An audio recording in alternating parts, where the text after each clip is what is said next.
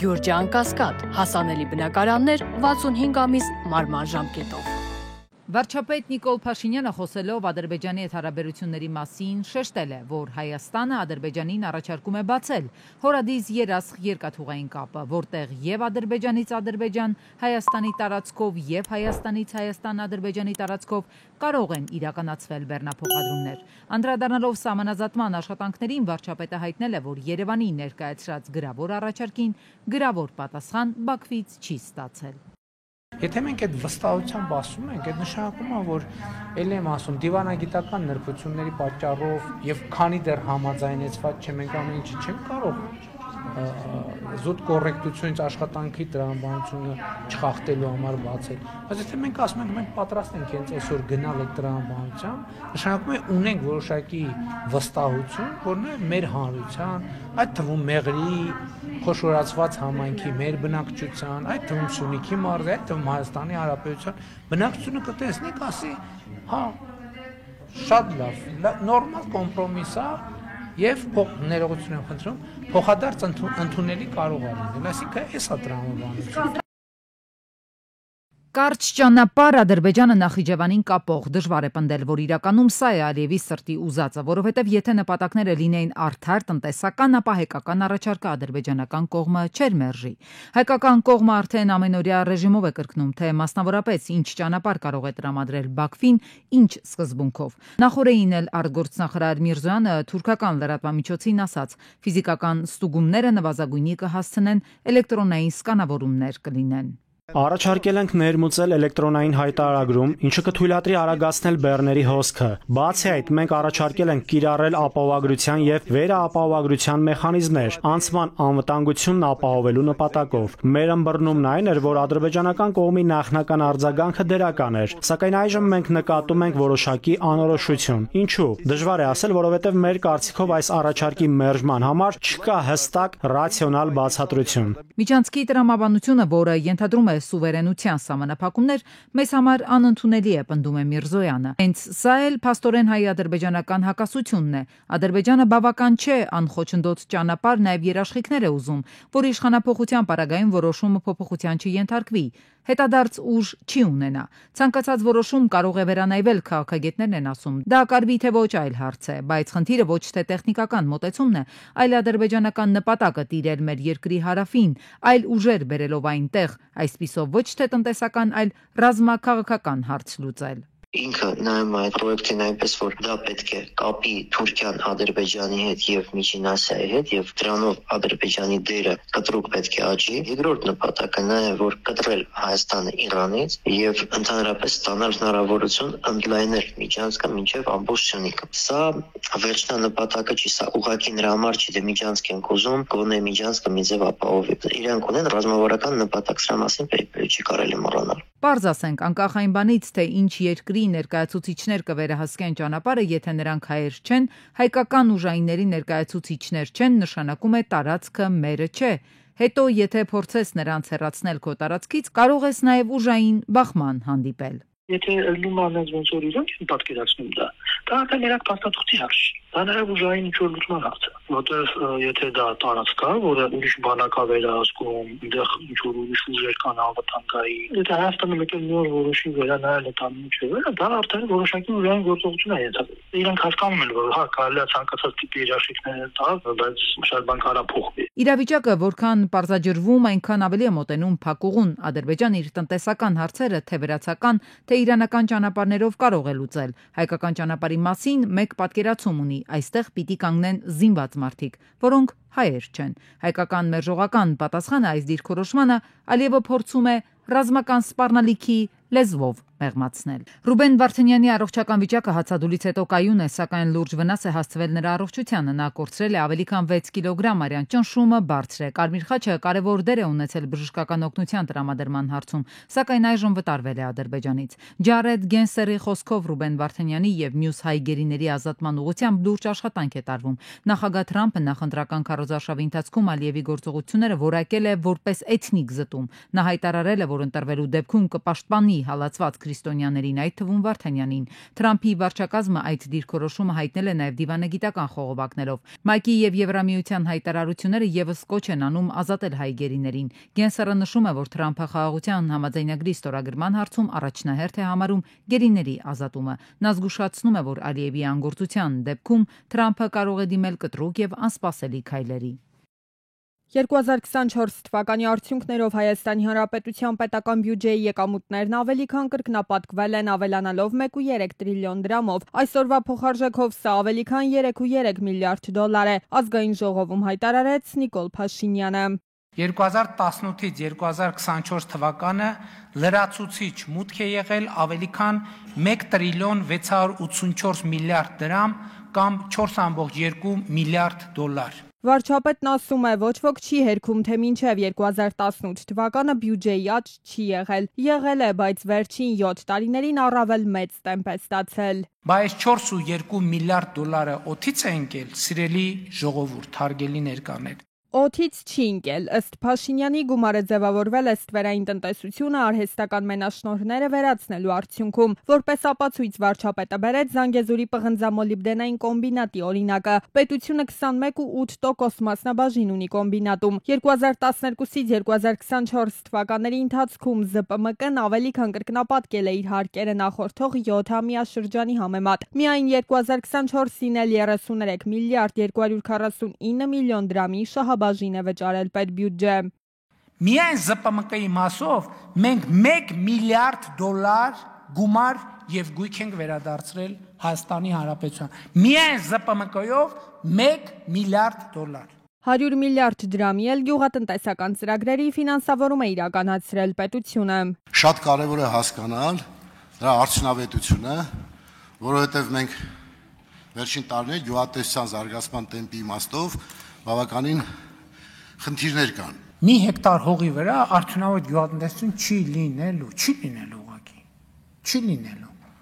Եկեք էլի գնանք փողը տանք, քսերը տանք, հացը տանք, ջուրը տանք։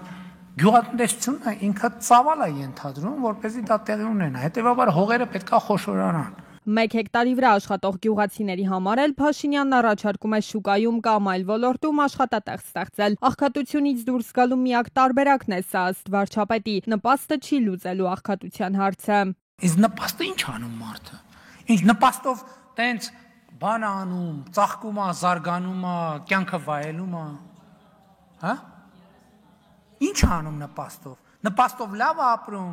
Փաշինյանի ձևակերպումը հետևյալն է՝ տնից դուրս պետության մեջ պետք է բարեկեցիկ միջավայր ապահովել, ասում է, ցեխակոլոլ գյուղում հնարավոր չէ ոչ աղքատ ապրել։ Երկար քննարկված գույքահարկի թեման Փաշինյանը եւս չշրջանցեց։ Պետական եւ համանքային բյուջեն այնա թե մարդը ոնց է ապրում Հայաստանի Հանրապետությունում։ Հնարավոր չի, որ պետական բյուջեին քիչ փող վճարես եւ լավ ապրես։ Չի կարա այդպիսի բան լինի։ Չի կարա ուղղակի այդպիսի բան լինի։ Աշխատել, նպաստել երկրի բարեկեցությանը։ Ընդհանուր ձևակերպմամբ այսպիսին է Փաշինյանի մոտեցումը. եթե չեք աշխատում, ուրեմն կողմնակի եկամուտ ունեք։ 13 տարվա դադարից հետո քաղաքապետարան է վերադառնում Գյումրու նախկին քաղաքապետ Վարդան Ղուկասյանը։ 10 լավագույն շենքերից մեկն է։ Առաջ 13 տարի ոտք չեմ դրել։ Դեռ ավականու մանդատով է միայն քաղաքապետարան ոտք դնում Ղուկասյանը։ Առաջին նիստը վարողի իրավունքն իրենն է, ավականու ամենատարիքով անդամն է, առաջարկում է աղոթքով սկսել։ Այժմ եւ միշտ եւ հավիտյանս հավիտենից ամեն։ Շնորհակալություն։ 4 քաղաքական ուժ է եկել քաղաքապետ ընտրելու, բացակա է ամենաշատ 14 մանդատ ունեցող քաղաքացիական պայմանագիրը։ Մայր Հայաստան, մեր քաղաքը եւ Իմ հզոր համայնք խմբակցությունները չառաջադրեցին համայնքապետի իրենց տեխնացուին եւ հայտարարեցին քվեարկելու են ընդդիմադիր դաշտում առավելագույն ձայներ ստացած քաղաքական ուժի օգտին։ Քվեարկելու ենք ընդդիմադիր դաշտում առավելագույն ձայներ ստացած քաղաքական ուժի օգտին։ Քվեներով ապահովելու ենք ընդդիմադիր քաղաքապետի տեխնացուի ընտրությունը, որովհետև վստահորեն պնդում ենք, որ դա է պահանջում այսօր պետության առավելագույն շահը։ Պարտադիր քվեարկելու ենք ընդդիմության միասնական տեխնացուի։ Այս ընթացքում Facebook-ում հայտարարություն տարածեց նաև նիստը բոյկոտած իշխող ուժի ցուցակը գլխավորող Սարիկ Մինասյանը, որ հիմա ավականու մանդատ ունի։ Մինասյանը ձևակերպել էր, թե ստեղծված վիճակում Գյումրու կառավարումը դատապարտված է ձախողման, ճգնաժամն անխուսափելի է։ Ձեր սխալ քայլի հետևանքը ձեր երեխան ու անձամբ դուք եք կրելու, որքան էլ խուսափեք այդ պատասխանատվությունից։ Հանուն Գյումրու եւ Գյումրեցու պետք է գնալ նոր արտահերթ ընտրությունների։ Մինասյանի արտահերթի գնալու կոչին զուգահեռ քաղաքապետարանի նիստերի դահլիճ եկած 18 նորընտիր ավականիները միաձայն ընտրեցին միայն թեկնածուին Վարդան Ղուկասյանին։ 0 դեմ։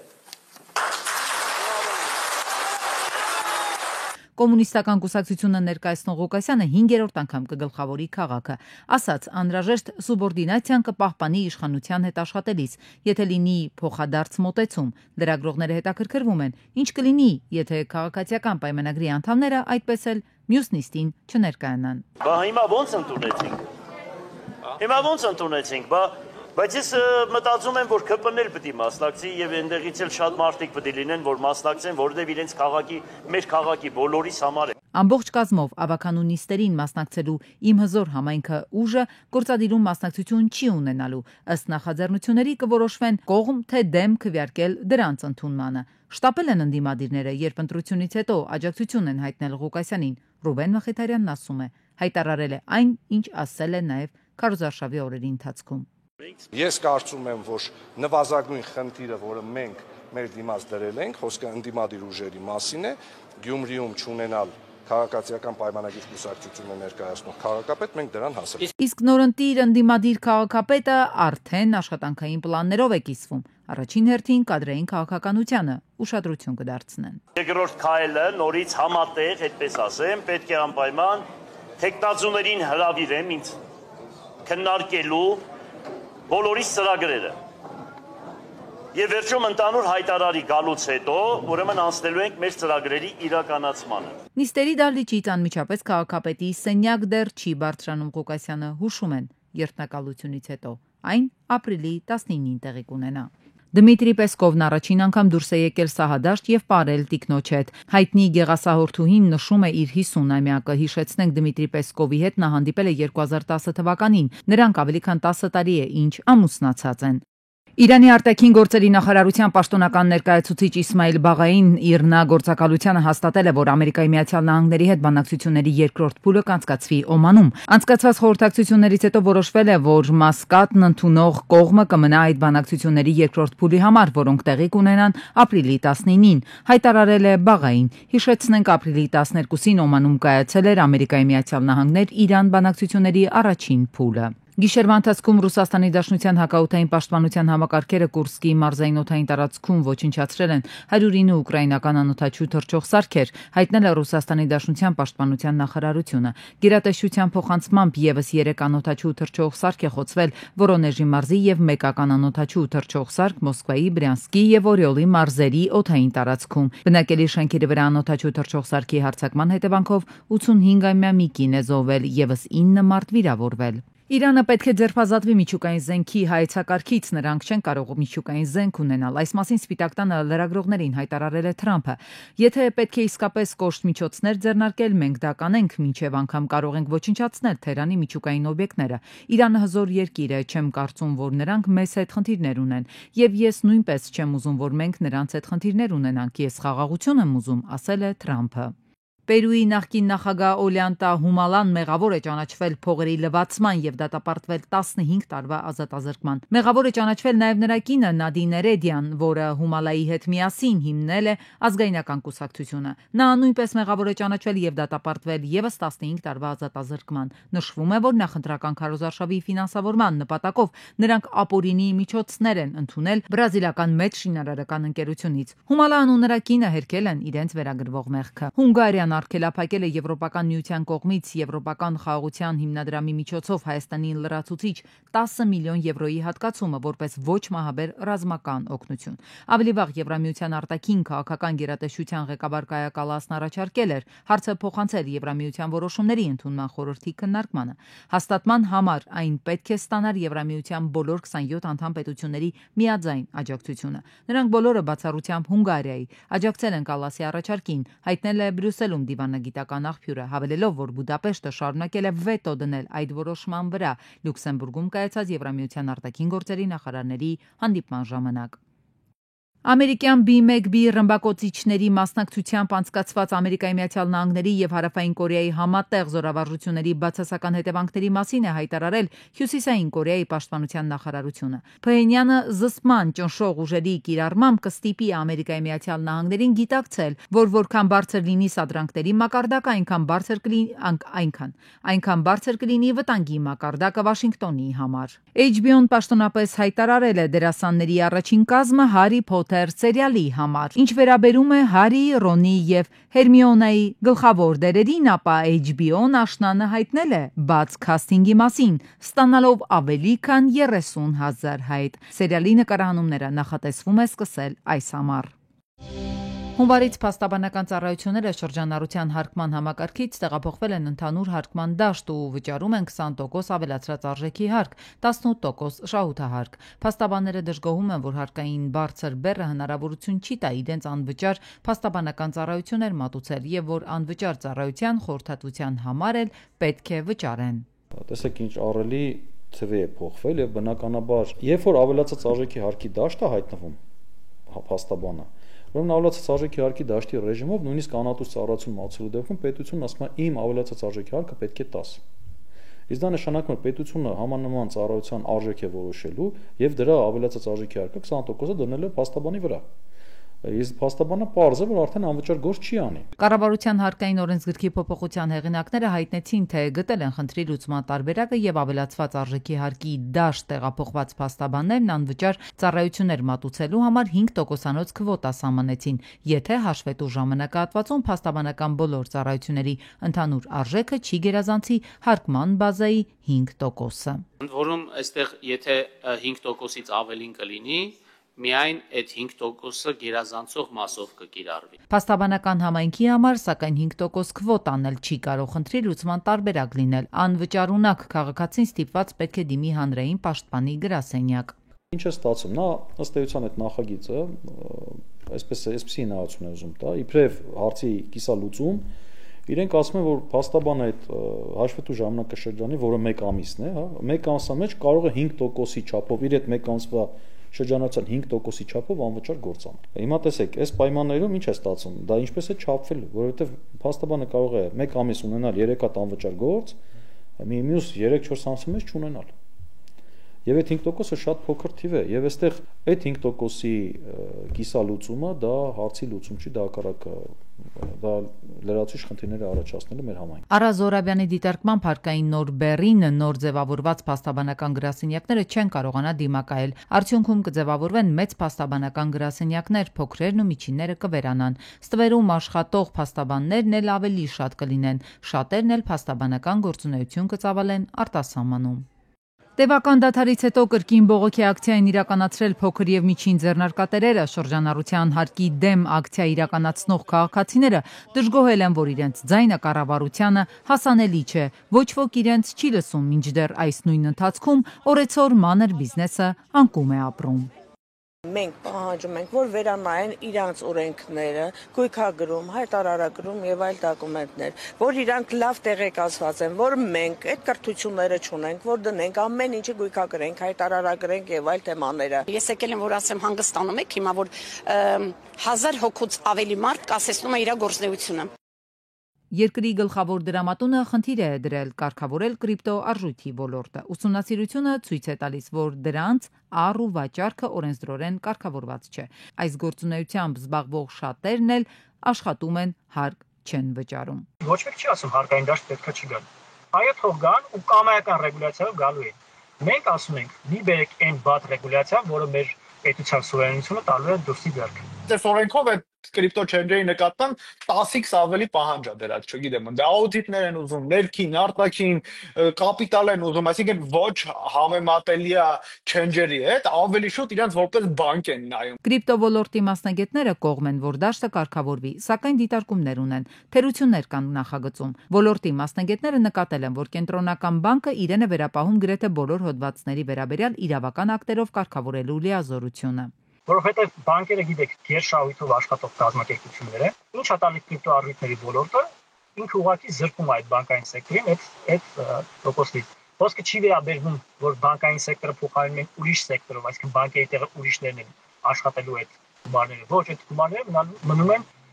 մարդկանց գրպանում։ Այսինքն այն ինչ կորցնում է բանկը կրիպտոառույթներով, չի շահում երրորդ ընկերություն, չի շահում Microsoft-ը եւ Google-ը, շահում են մարդիկ։ Իսկ կրիպտովոլորտի մասնագետները ճիշտ են համարում, որ դաշտի կարգավորման լիազորությունները տրվեն ոչ թե կենտրոնական բանկին, այլ մեկ այլ գերատեսչության։ Ասում են, չկա մի երկիր, որտեղ կրիպտոարժույթների ոլորտը կարգավորի կենտրոնական բանկը։ Այս կարգավորումը, որը որ բերել են, չնայած նրան, որ ԿԲ ներկայացուցիչները ամեն երրորդ նախադասության մեջ ասում են, որ մենք տեխնոլոգիաներին չենք կպնելու, բայց իրենց կարգավորումը փաստացի նաև իրենց իրավասությունը տալու իրանք որոշեն ինչ որ բանը տեխնոլոգիա թե չէ ու ըստ դրա որոշեն կարգավորում են թե չէ։ Մասնագետների դիտարկմամբ բանկերը բարձրացնելու են սպառողներից գանձվող միջնորդավճարները եւ փոխանակման դեպքում դանդաղեցնելու են կատարվող գործարքների արագությունը։ Վերցնել տալ ամեն ինչ բանկերի ձեռքը կրկին, ստիպել որ կրիպտոառույթները անպայման գնան բանկով վերջում էլի կանխիկացվեն եւ այլն բանկերին են տալ տոկոսները, դա ընդհանրապես դառնում է անիմաստ։ Կենտրոնական բանկը ասում մենք չենք սպանում ոլորտը, բայց կներեք, եթե այդ ոլորտի իմաստը նրանն է, որ բանկին տոկոսներ չտաք եւ հիմա ստիպում եք նորից վերջում բանկով շրջանառություն անել եւ տոկոսները տալ։ Դա ստացվում է անիմաստ։ Կրիպտո մասնագետները համարում են, որ նախագիծը բազմաթիվ կետերով բառացի կրկնում է եվրոպական օրենսդրությունը, առանց հաշվի առնելու մեր երկրում առկա իրականությունը եւ խնդիրները։ Եվրոպական կարգավորումը դեռ նոր պետք է ուժի մեջ մտնի։ Շատ դանդաղ, հա մի տարում, երկու տարում պետք է ուժի մեջ մտնի։ Իրանք էլ դեռ չգիտեն աշխատելու այդ կարգավորումը թե չէ։ Ու արդեն իսկ շատ մեծ ընկերություններ նորարարական, հա, IT դուրս են գալիս եվրոպական կարգավորումից, որովհետև անհնար է դրանք պահպանել ու մնալ նորարարական։ Նախագծի որոշ հոդվածներ էլ կրկնում են Հայաստանում գործող վարկային կազմակերպությունների ու արժեթղթերի շուկայի մասին օրենքները, որոնք ըստ մասնագետների կիրառելի չեն էությամբ մեծ տարբերություն ունեցող այս ոլորտում։ Ապրիլի 14-ին կրակոցներ են հնչել Մայրաքաղաքի կենտրոնում Մաշտոցի պողոտա 15 շենքի դիմաց։ Վիրավոր կա, քաղաքացին կայանված վրացական համարանիշներով կադիլակում է եղել։ Ճակատային շրջանում հրազենային վիրավորումով ու նաև անգիտակից։ Երևանի շտապօգնության բժիշկների հերթապահ խումբը առաջին բուժօգնություն է ցուցաբերել նրան, հետո տեղափոխել Հրացու անվան առաջին համալսարանական հիվանդանոց։ Դեպքի վայր են ժամանել օպերատիվորեն Երևանի 103 շտապօգնության բժիշկների հերթապահ խումբը, բարեկային ծառայության Երևան քաղաքի գնդի հրամանատարը, գումարտակի հրամանատարը, ովքեր օգնել են քաղաքացիների հետ, բժիշկերին վիրավորին տեղափոխել հիվանդանոց։ Օպերատիվ են գործել բարեկային ծառայության Երևան քաղաքի գնդի առաջին գումարտակի 3-րդ վաշտի բարեկները։ Հենց նրանք են դեպքի վայրից մոտ 20-ից 30 մետր հեռավորության վրա տարբեր հատվածներում հայտնաբերել Մակարով ատրճանակից կրակված 10-ից ավելի պարկուճ, 4 գնդակ, արնանման հետքեր։ Դեպքի վայր են ժամանել նաև համայնքային ոստիկանության գլխավոր վարչության կենտրոնականի բաժնի օպերատիվ խումբը բաժնի պետ Երվանդ Նիկոյանի գլխավորությամբ, ովքեր իմ տեղեկություններով արդեն քրեական ոստիկանների հետ ինչ-որ հասցե են գնացել, տեսախցիկներ են նայում եւ արդեն դեպքի մասին ոստիկանության կենտրոնական բաժնից տեղեկությունը փոխանցել են Հայաստանի քննչական կոմիտե Երևան քաղաքի քննչական վարչության կենտրոն եւ Նոր Գմարաշ վարչական շրջանների քննչական բաժին։ Իդեպ կրակոցների ժամանակ վնասվել է ոչ միայն Կադիլակի դիմապակին, այլև կայանված ջիպը։ Նախաձեռնվել է քրեական վարույթ։ Մայրաքաղաքում նաև ապրիլի 13-ին են կրակոցներ հնչել։ Հրազենային վնասվածքներով անգիտակից Աստղիկ բժշկական կենտրոններ տեղափոխվել մի քաղաքացի։ Ու քանի որ նա ի վիճակի չէր բացատրություն տալու, իրավապահներն են գործի անցել։ Հիվանդանոց են մեկնել ոստիկանության քրեական գլխավոր վարչության պետի տեղակալները, Երևանի քրեական վարչության պետը եւ ոստիկանության մալացիայի բաժնի պետը։ Քրեական ոստիկանները, բարեկային ծառայության Երևան քաղաքի գնդի 4-րդ գումարտակի բարեկները եւ ոստիկանության համայնքային ոստիկանության գլխավոր վարչության Մալացիայի բաժնի ոստիկանները պարզել են, որ վիրավորը հիվանդանոց է տեղափոխվել Իսակովի պողոտա 52 կոտրակ 2 շենքից։ Քրեական ոստիկանները տուժածի տանը հայտնաբերել են ՏՏ տիպի ատրճանակ, պարկուճներ։ Նախնական տեղեկություններով նշված զենքից է տուժածը հրազենային վնասվածքներ ստացել։ Մյուս հանգամանքները պարզվում են։ Ապրիլի 15-ին 43-ամյա Էմիլը BMW X6-ով Սայաթնովա պողոտա Տերյան փողոցի խաչմերուկում բախվել է թույլատրելի հատվածում կայանված ռուսական համարանիշներով Toyota-ին, ապա առաջ ընթացել բախվել դարձյալ թույլատրելի հատվածում կայանված Nissan-ին։ Սա էլ իր հերթին բախվել է կայանված Honda-ին, վերջինն էլ Mitsubishi-ին։ Ժամանել են ոստիկանության բարեկային ծառայության Երևան քաղաքի գնդի 3-րդ գումարտակի 3-րդ վաշտի բարեկները։ Վթարից հետո BMW-ի վարորդը հեռացել է դեպքի վայրից, սակայն կարճ ժամանակ անց վերադարձել, նշելով, որ ինքնազգացողությունն էր վատացել։ Սթափության փորձաքննությունն ցույց է տվել, որ նա ոչ սթափ վիճակում է։ BMW-ի վարորդը նաև բարեկներին հայտնում էր, որ վթարի պատճառը եղել է իր ավտոմեքենայի առաջ հայտնված կենդանի, մեկ ասում էր շուն էր, մեկ ասում էր կատու էր։ Ապրիլի 15-ին 46-ամյա Խաչիկը Lexus-ով Երևան-Սևան ճանապարհին ընկել է ձնասահքի մեջ, ապա չկարողանալով կառավարել մեքենան դուրս է եկել երթևեկելի գոտուց, բախվել մի քանի ծառի։ Հղիկինը տեղափոխվել է Չարենցավան բժշկական կենտրոն, օպերատիվ են գործել այդ բժշկական կենտրոնի շտապօգնության բժիշկների հերթապահ խումբը։ Ժամանել են ոստիկանության բարեկային ծառայության Կոտայքի մարզի գումարտակի առաջին վաշտի առաջին դասակի բարեկները։ Ճանապարհը եղել է ըստ դեպքի վայրում հավաքվածների կարգուտ է եղել եւ ձյուն, ինչն էլ հավանաբար դարձել է վթարի պատճառ։ Նույն օրը Երևան-Սևանի Ջևան ճանապարհին բախվել են 27-ամյա Տիգրանի Toyota Camry-ին եւ 31-ամյա Էմինի Chevrolet Volt-ը։ Վերջինը կողաշրջվել է, օպերատիվ են գործել ոստիկանության բարեկային ծառայության Կոտայքի մարզի գումարտակի 2-րդ վաշտի առաջին դասակի բարեկները։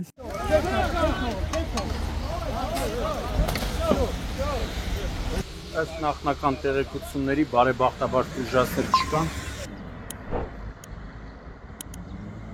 Ապրիլի 13-ին Երևան-Մեղրի ճանապարհին բախվել են 51-ամյա Հունանի Opel Vectra-ն եւ 53-ամյա Marati Vaz 2109, 4 հոգի տեղափոխվել են Եղեգնաձոր բժշկական կենտրոն։ Օպերատիվ են գործել ոստիկանության բարեկային ծառայության Վայոց ձորի մարզի գումարտակի առաջին վաշտի բարեկները։